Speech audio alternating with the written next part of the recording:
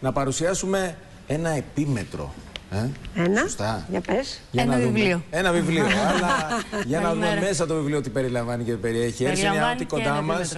Καλημέρα, Έρση Νιάωτη. Καλώς ήρθατε, κυρία Νιάωτη. Σας ευχαριστώ πολύ. Νομίζω ότι αυτό που είπατε έχει σχέση και με τη θεατρολογία. Ναι, σωστά. Έτσι, γι' αυτό. Λοιπόν, γνώση του παρελθόντος. Περί ου ο λόγος είναι. Για να δούμε το βιβλίο. Κοιμήθηκα με τα μαλλιά μου μέσα σε ένα άδειο κουτί πίτσας.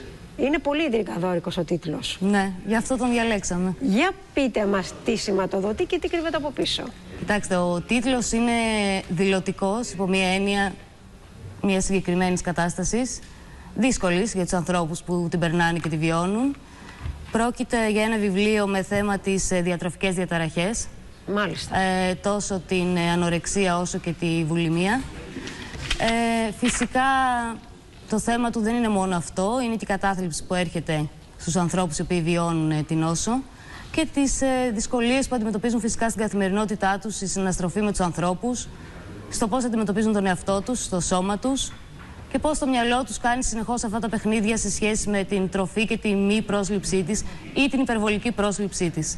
Τώρα να ρωτήσω από πού εμπνευστήκατε. Παντού, αν κοιτάξετε γύρω μας, θα δείτε ανθρώπους που έχουν τέτοια θέματα. Είναι ένα θέμα το οποίο είναι πολύ επίκαιρο. Το ενισχύει φυσικά και η κοινωνία και τα πρότυπα. Παρ' όλα αυτά υπάρχουν και ψυχογενείς παράγοντες. Υπάρχουν κυρίως τέτοιοι παράγοντες. Που... Ναι. Το φαγητό επί της ουσίας είναι μια μεταθετική διαδικασία. Η διατροφική διαταραχή μάλλον. Ο άνθρωπος είναι σαν να προσπαθεί συνέχεια είτε να φάει πολλά συναισθήματα και να τα αποβάλει ή να αρνηθεί την πρόσληψη αυτών των συστημάτων. Αυτό τουλάχιστον είναι η ψυχιατρική αντιμετώπιση του θέματος. Είναι ένα θέμα πάρα πολύ σύνθετο. Πώς έγινε έμπνευση για να αποτυπωθεί στο χαρτί? Είναι από προσωπικά βιώματα.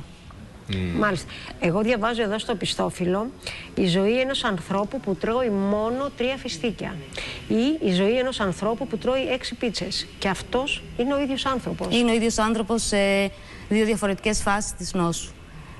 Ακούγεται πολύ ακραίο, αλλά συμβαίνει. Νόσου που λέγεται νευρική ανορεξία. Που λέγεται της νόσου που χαρακτηρίζεται ως διατροφικές διαταραχές. Που περιλαμβάνει και την ανορεξία και τη βουλημία. Δεν είναι ποτέ μόνο το ένα ή μόνο το άλλο. Έχω την αίσθηση και επιβεβαιώνω αυτό που λέτε, ότι κυρίως αυτό το πρόβλημα ξεκινάει από την ψυχή μας. Κάποιος που τρώει πολύ έχει ανάγκη από συναισθήματα και κάποιος που δεν τρώει θέλει να αποβάλει ενδεχομένως τα συναισθήματά του. Πάντοτε, αλλά παίζει και αυτό πάρα πολύ. Κοιτάξτε, αυτό είναι μια εξήγηση.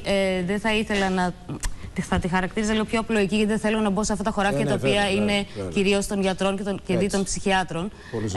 Παρ' όλα αυτά, ναι, κάπου εκεί εντοπίζεται το θέμα. Υπάρχει ένα έλλειμμα στην ψυχή του ανθρώπου, το οποίο προσπαθεί να το καλύψει είτε μέσω της υπερβολικής πρόσληψης τροφής και μετά μέσω των εμετών της αποβολής της, με διάφορους τρόπους. αρνούμενος να φάει θεωρώντας ότι αδυνατίζοντας κάτι κερδίζει. Κερδίζει το σώμα που θέλει, κερδίζει τη χαρά του να ελέγχει τις θερμίδες. Είναι πιο όμορφος, πιο όμορφη, πιο επιθυμητός. Κυρία Νιάωτη, επειδή είστε και θεατρολόγος, θα το δούμε στη σκηνή?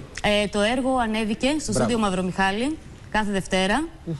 Έπαιζε η Στέλλα Κρούσκα, η οποία το είχε σκηνοθετήσει. Πήγαμε καλά. Την προηγούμενη Δευτέρα ήταν η τελευταία μας παράσταση. Τώρα σταματάμε πριν το Πάσχα.